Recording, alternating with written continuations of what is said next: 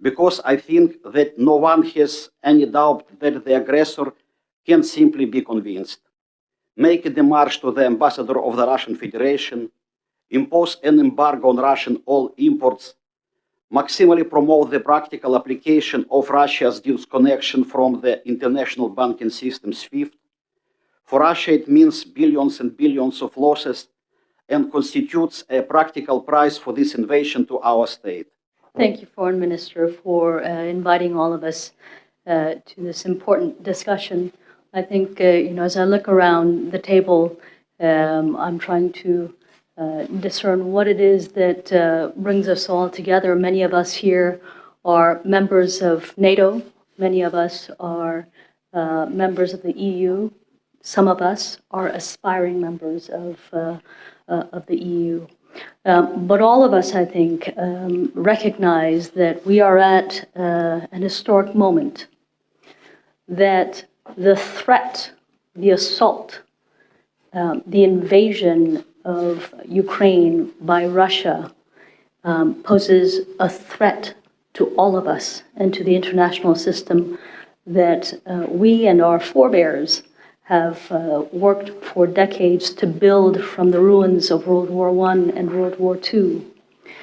It's very clear also that in our capitals we are responding to the occasion. We are rising to the occasion in ways that we might not have anticipated. And I think we are surprising even ourselves. The speed, determination, resolution, seriousness, and sacrifice. This is not without sacrifice, with which we are responding, coming to the defense of Ukraine, but also coming to the defense of our way of life. And so I would like to express U.S. appreciation for Albania's role on the Security Council as our co-penholder on the Ukraine issue. To all of you for your cooperation and your contribution. And again, we recognize that your cooperation and contribution, including in terms of humanitarian or defense assistance, sanctions, is not without cost. But I think we are all agreed that it is worth it. And finally, of course, to underline our full solidarity with Ukraine and the people of Ukraine in your moment of historic challenge. We are with you, and we will continue to be with you. Thank you, Minister, for convening us today. Ambassador Shkurov, once again, we are here to express our full solidarity support to you, to your people. While we speak, President Zelensky is speaking in front of the European Parliament at the presence of President Michel, President von der Leyen, and High Representative Vice President Borrell, in a full chamber of all EU parliamentarians supporting him in his virtual address. As you know, the EU has already condemned in the strongest possible term Russian Federation unprovoked and justified military aggression against Ukraine in gross violation of international law and the principle of UN Charter, at the same time undermining European and global security and safety. And the EU has been relentlessly working with the entire international community to join forces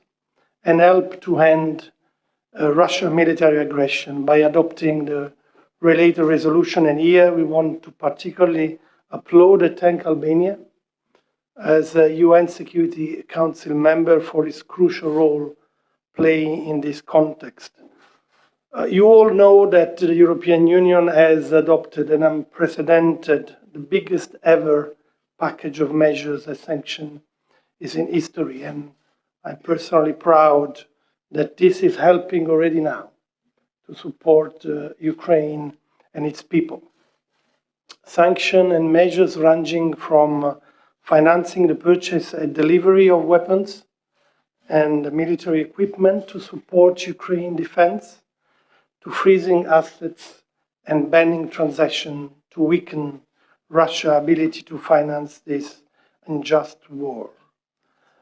Again, we commend and applaud Albania for its strong political stance in condemning immediately Russia's aggression, but at the same time fully aligning with all EU decisions, including sanctions, from the first to the last one this morning, and for being therefore a truly reliable partner in these difficult times. We will continue to coordinate with our strategic partners around the table and around the world to make sure that this horrifying attack on a free and sovereign country will stop. And looking forward to the incoming times when other emergency can arise, like the displacement of Ukrainian citizens inside the country and in the neighbored EU member states. You might know that the European Commission is considering to apply the Temporary Protection Directive, which was adopted by the Council in the aftermath of 2001 wars in this region and never used, which would allow, if adopted tomorrow by the Council of Justice and Interior Minister of the EU member states, full protection for Albania, for Ukrainian citizens up to 3 years in any member or states of the European Union. To this end, the High Representative Vice President Borrell and Commissioner Varela are traveling tonight to the Moldova border themselves to see the situation and report back to the Council tomorrow. Once again, I want to, on one side, express again the solidarity and support of the EU to you, Volodymyr, and to you, Minister, for the great and rapid reaction of Albania to align with the EU family.